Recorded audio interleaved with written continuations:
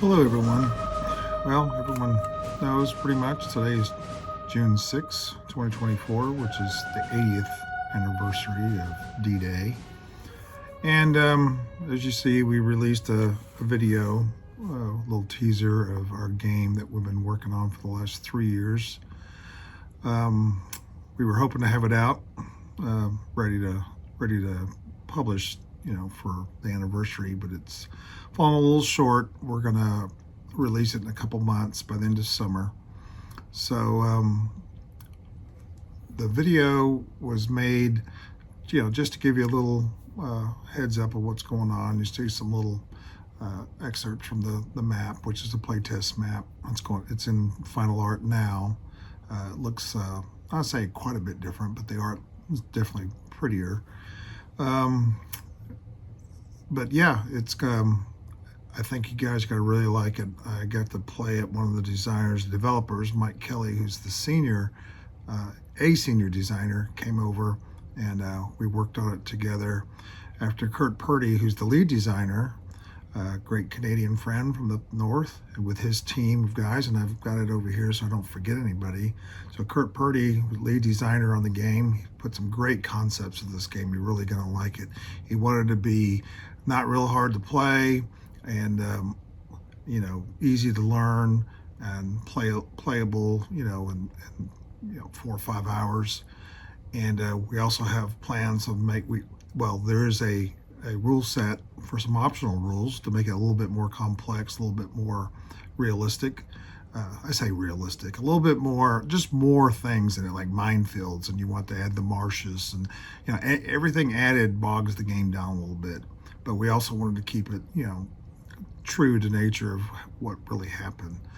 And then probably a year down the road, we plan on having an updated one, or say advanced, using the same map.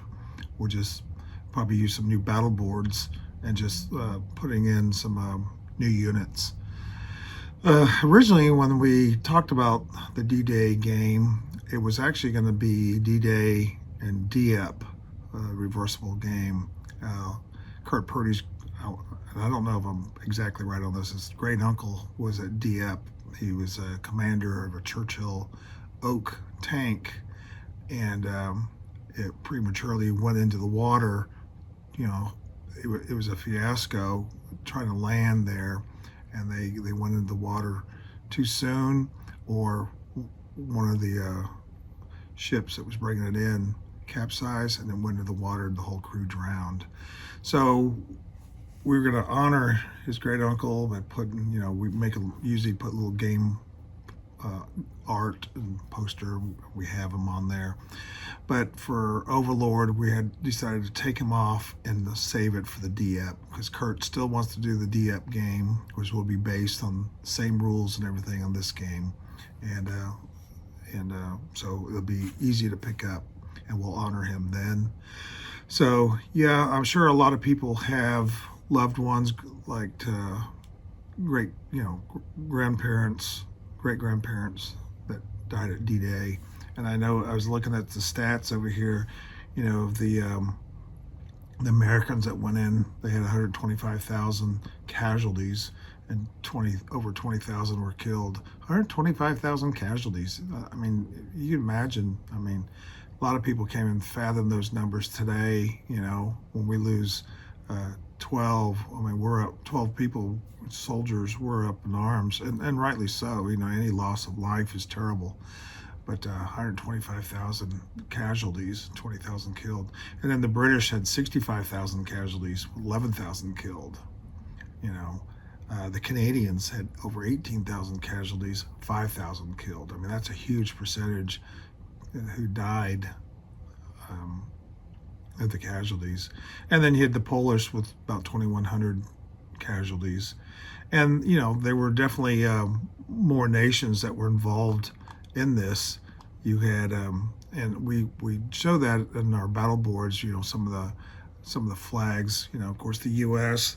What I did is I put the top 8 countries that had, amount of people or soldiers there. So U.S., the United Kingdom, Canada, France, Poland, Australia, New Zealand, Belgium, Czechoslovakia, Greece, Luxembourg, Netherlands, Norway, South Africa, Southern Rhodesia. I mean, some of these, so a lot of people don't even know what these people did or soldiers did there. But D-Day involves so many countries and so many logistics. So yeah, we definitely want to honor them today and remember them. I think our first comment on the video was "Lest we forget," or I believe, and yeah, lest we forget. And yeah, we don't want to ever lose sight of what the men and women did, so we can get to this point we are today. We all sit around and enjoy playing these games, war gaming, and of course we definitely take time to sit down and remember that. I know I do. Like for Veterans Day or even Memorial Day, I always turn on a movie, a war movie, and usually it's one that's it's not a feel-good movie. It's more of a I know I think last year I watched We Were Soldiers, about Vietnam one, and it's hard, it's tough, when they get all those letters from the soldiers that died, and they have to pass them out to all the wives and things like that. So it kind of gets you, right down in your heart, and you kind of remember all that stuff. So I always try to ground myself, knowing what people did before me. And I definitely don't take anything for granted. We have a very, very, blessed country, and sadly, I see so many things going on in this country where people are just unhappy with how things are done, things like that, and we don't realize. Oh, I know a lot of people do realize, but some people don't realize how good we have it, and but yeah, I wanted everyone to know that we here at HBG, all the designers and playtesters and everyone, definitely talk about that. And I know in our WhatsApp groups, people definitely bring that up, that we don't want to lose sight of the sacrifices before us. So, but I hope you guys get excited about the game coming out in a couple months. Like I said, Kurt Purdy did a great job with his team of playtesters and designers, and developer Mike Kelly and I went through the game with Kurt, going back and forth, making some, when I say developed, we take what Kurt's done and just, say clean it up, and don't want it to sound harsh, but what I'm saying, it's smooth. Go and play devil's advocate. What about this? What about that? Get back with Kurt, say, hey, I've run into this problem, what should we do? And it's like any game. 3 years of designing, playtesting, here at HBG, I definitely believe in playtesting games fully, and work out, all the kinks and stuff like that. And don't get me wrong, not all games are perfect, but games are constantly being tested, play tested, and updated. I know Global War 36, you're seeing that version 4.2 is getting ready to come out. It uses the same map, but Morton and his group there in Denmark, over there in Europe, he constantly working on the game, refining. I know Peter, Global War 36 enthusiast, he works with him as well.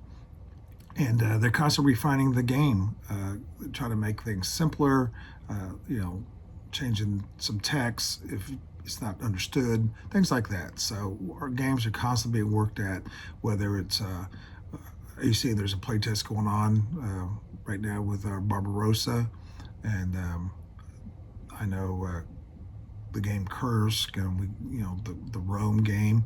I was talking to the designers saying, hey, if you get any feedback, let's get it, updated in the rules. If it's bad, we want to update it right away. If it's not, we'll save it for the next time we print a booklet or update the rules. So I hope that people realize that our games are very much we try to keep everything updated and just constantly being updated, improved, I should say.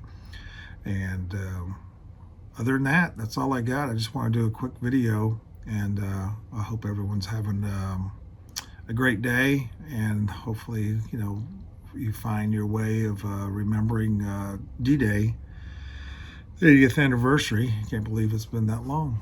You all take care.